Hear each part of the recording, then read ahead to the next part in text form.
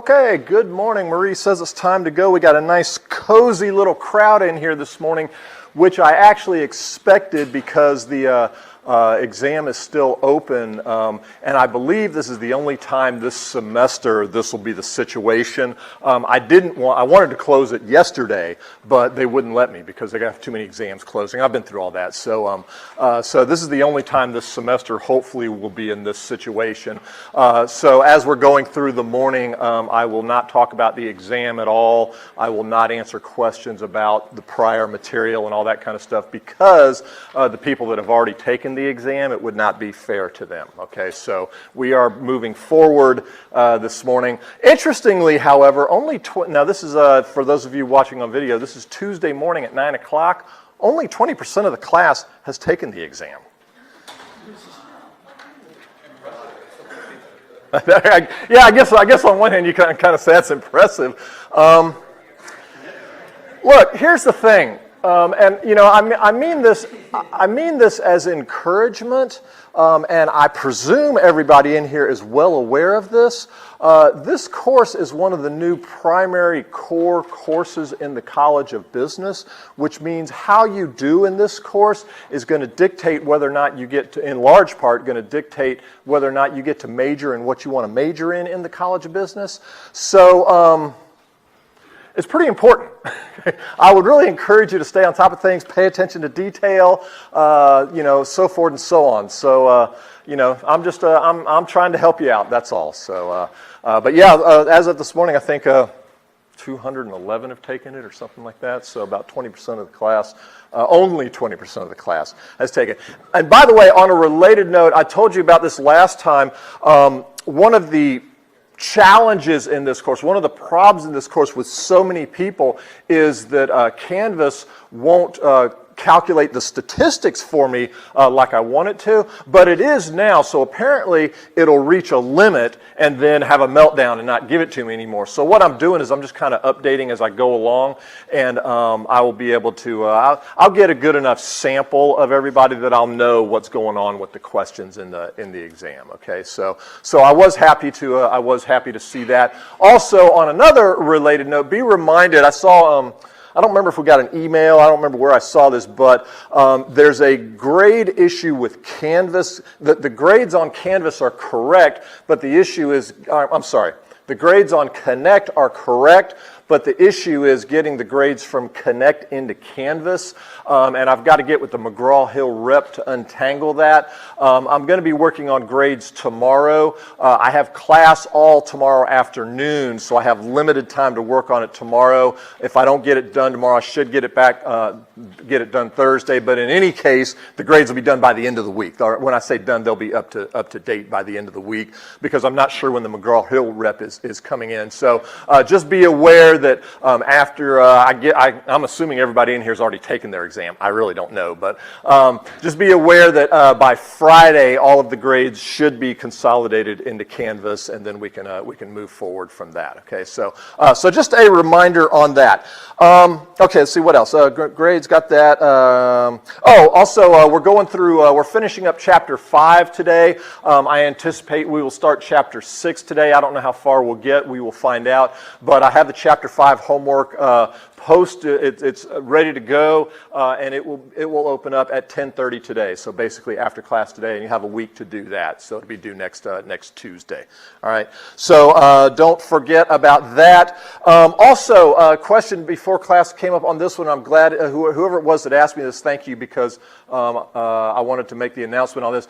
After the exam closes today, then if you want to go see your exam and see what questions you missed and all that kind of stuff, that's what the TAs are for. That's one of their jobs. So go up and see them, and they will facilitate looking at your exam. Okay, so got the one what you missed, and and so forth and so on. They can explain if you don't understand something, they can explain it and all that. Okay, so make sure you see the TAs on that.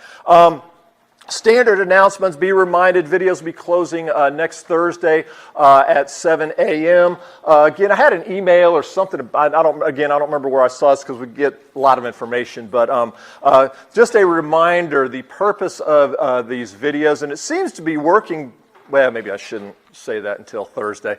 But the purpose of the videos is to give you incentive to stay current in the course. What you're supposed to be doing, unless you come to face-to-face class, which is always the better deal. But what you're supposed to be doing when you're going through the videos is taking notes.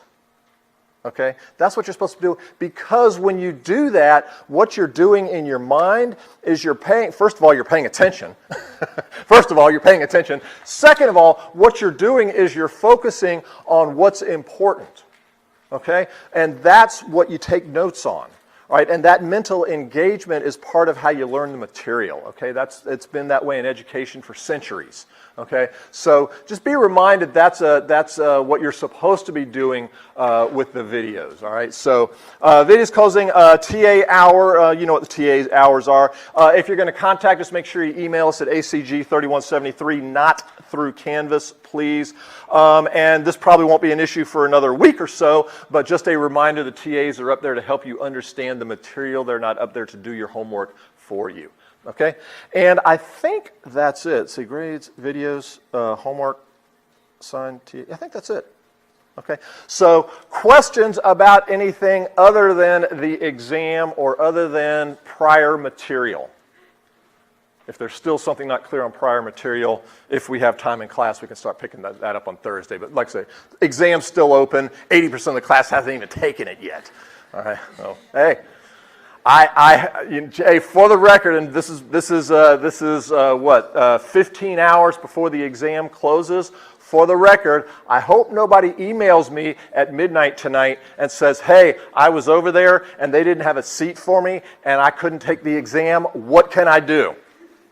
I hope I don't get that email for two reasons. Number one, I told you not to do that. And number two, I've already talked to the testing lab and we can verify, that got it all taken care of. So 15 hours ahead of time, I hope I don't get that email. So, questions about anything other than the exam? Questions? But yeah.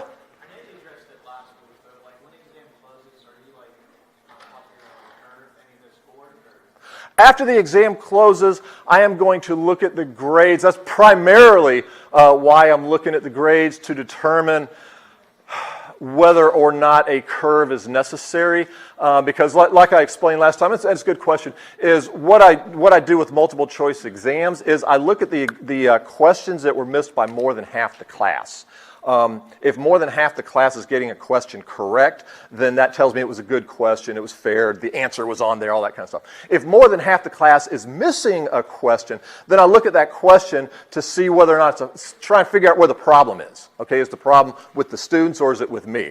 If it's with me, which it is sometimes, maybe the question isn't as clear as it could be or something like that, then I might throw in a curve or do whatever is fair. If it's a good question, then I leave it alone. So, that's the purpose, and that's why looking at the statistics is such an issue. Is because what I want to do is I want to look at all of the grades and do what I just said. But with this many students, apparently that's too much for Canvas to handle. So I'm just going to have to do a sample. And my last download, well, I guess it was this morning. I had like 211. Which is, that's a good enough sample to figure out what's going on in the class. But determining whether or not a curve is necessary is the primary reason I go through the grades. So, okay, yeah, long-winded answer, but a good question. Okay. Other questions? Other questions? One once? Okay. All right, then let's go ahead and continue on. Before we do, this caught my eye. It looked like they took it away. It must have updated. I don't know if you saw this or not, but Volkswagen over in Germany, they were. This isn't financial reporting, but the reaction to it is related to the importance of what we're talking about in here, because Volkswagen was caught and admitted cheating on their emissions tests. So they apparently installed some sort of software or something that detected when their emissions were being measured, and therefore it skewed the results. Like 11 million are defective. Yeah, 11 million defective. Sounds like Nick knows more about it than I do. But 11 million defected. But for our purposes, the reaction to that is people are saying, "Hey, there's something wrong with the company." Last time I checked, the stock price had tanked 16%. Okay. Down 23% now? Yeah, so apparently it's still going down. And those are the same things that happen when the accounting is called into question, which is why I'm mentioning it to you, okay? And we talked about that before with some of the things that have happened in the past. I showed you just the other day there was a company with some accounting scandals of some type. But that's why this is so important, because investors rely on the information, and the information needs to be reliable. Okay, it needs to be believable. When they start questioning the information, whether it's emission testing or financial reporting, that's when they get out of the market and the whole economy breaks down. Okay, so again, not directly related to financial reporting, but indirectly, because that's the reaction. That's what happens when investors no longer have confidence in what they're looking at. Okay, all right, so that's on there somewhere, Volkswagen, check it out. All right, so we're finishing up chapter 5. We've gone through the cash equivalents, accounts receivable, notes receivable, something that I think I'm forgetting. I can't think of it at the moment. And we're wrapping up the current assets with inventory and with prepaids, okay? And this is what your chapter 5, the second part of your chapter 5 homework is on, is inventory and prepaid. And I know you saw inventory in your prior classes. I'm going to point out a few probably new things about this. So you know inventory is a current asset. All right. One of the things that the book talks about is a perpetual versus a periodic inventory system. You should know the difference in that, but you don't need to get all wound up about it. I think they kind of make a bigger deal out of it than we really need to in here. But with respect to inventory, what's the difference between a perpetual system and a periodic system? Yeah.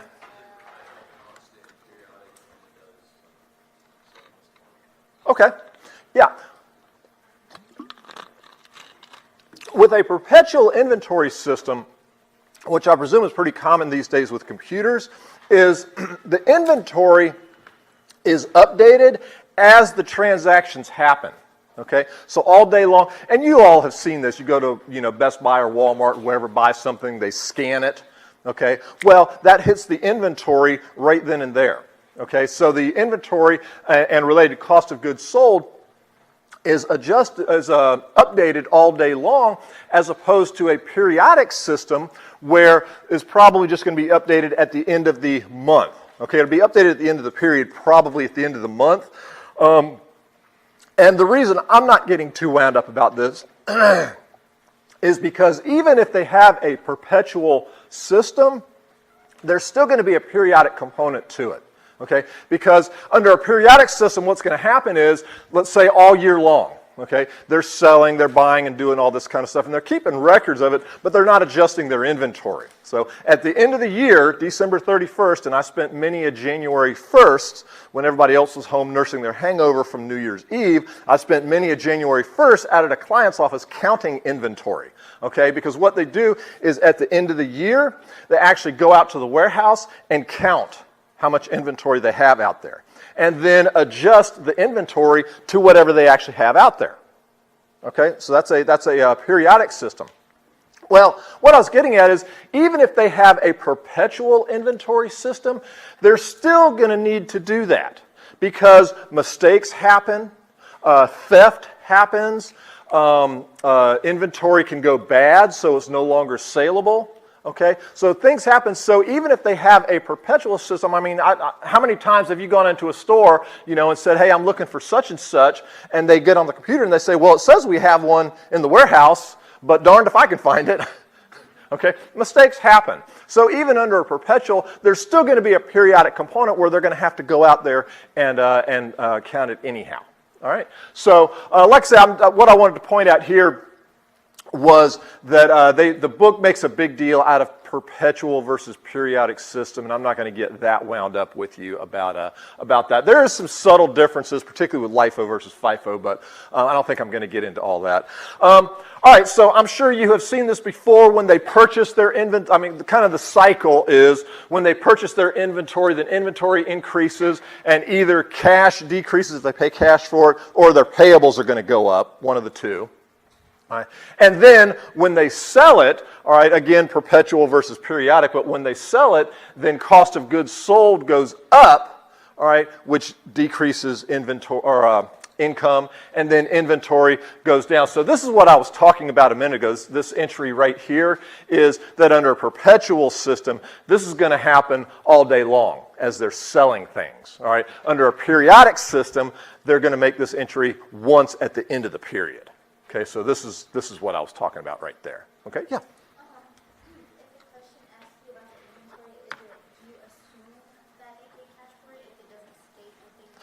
That's a good question. In the homework and on the exam, she asked if the question says they purchase inventory, do you assume that they bought it on that payable or through cash?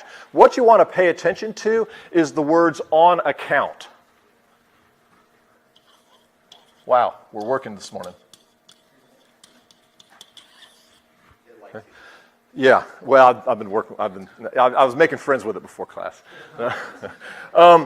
Pay attention to the words on account, because if it says they purchase, and this, by the way, the same thing applies for receivables. Okay, so if they say, well, they purchased the inventory on account, that means it's payable. Okay, so they're on their account. Same thing would apply to receivables. They sold something on account. Okay, that would be a receivable. If it doesn't say that, then unless you have evidence that says something else, then it would be cash. It would be cash. So that was a good question. Okay. Other questions? Other questions so far? Yeah. So if it says absolutely nothing, they just said they purchased this inventory, this product, what do you assume it's cash? Yeah, if it says nothing, then again, unless there's evidence elsewhere to suggest something else, then yes, it'd be cash. But it would really have to, there would have to be something telling you whether they purchased it for cash or purchased it on account. There need to be something in there telling you that. Now, something just to keep in perspective, remember on the financial statements, the concept of materiality. Well, in a way, the same thing kind of applies to homework. One of the things that I'm doing some review work for McGraw-Hill, so I'm actually reviewing every single stinking homework problem in the book for the next edition that's coming out. I am so sorry I committed to do that. But in any case, I'm doing that for them. And one of the I'm giving them some feedback on this. One of the things that I'm discovering is that there are some imperfections in the homework. There are some imperfections. There was an issue. In fact, one of your peers found one in this edition. There was a discrepancy between the question and the explanation, and therefore the answer was off by $1. I suspect that it was a rounding error in the software. That's what I don't really know what it was, but I suspect that it was. But it only happened with a particular set of numbers. Okay, so if something like that happens, they have a link down there that says report content issue or something, report a content issue. Use that link. They actually pay attention to it. Okay, use that link, but also keep in mind, like on this one question that was discovered, I think it was like about 2 weeks ago, but on this one question that was discovered, that one question accounts for, if I remember correctly, 0.0021% of your final score in the course, assuming that homework set is even counted in your course. So, if something pops up, hit the, report a content issue, let us know, but don't have a meltdown over it. Don't flip out about it. 0.0021% of your overall grade in the course. All right, I mean, I respect your desire to get every point you can. I respect that, but keep materiality into account. Take materiality into account a little bit as well. So, okay, all right. What's that? Well, that's a fair question. If your grade, if you wind up with a 79.4 in the course, there is a possibility that could affect things. But hear me very well. You can rest assured. If you don't believe anything else I tell you this semester, you can believe this. You can rest assured that at the end of the semester, all of those borderline grades I'm going to be looking at very, very, very closely. to determine, because in a class this big, there's going to be borderline grades no matter where I draw the line. So I will be looking very, very closely at where to draw the line, which, by the way, goes back to the curve question about the curves. And that's part of the curves, is taking all that into account. So you can rest assured at the end of the semester, I'll be looking at that extremely closely. In fact, that'll be the first thing I look at. Well, it'll be the second thing I look at. So, okay. All right. Okay, so if you recall from your prior courses, okay, there are 4 costing assumptions after I've already given you the answer. And what are they? LIFO, FIFO, weighted average, and testing your photographic memory. Specific identification. Specific identification. All right. So these are your cost flow assumptions. Make sure you understand that what this does not refer to is the physical flow of inventory. What this is referring to is the assumption of the cost flow. I'm going to show you an example in just a minute. Okay. So it's an assumption about how the costs flow, not the physical inventory. Okay. So these are the inventory methods. Probably, I'm sure the most common is FIFO, which stands for First Outstanding. First in, first out. Maybe I should put this on the review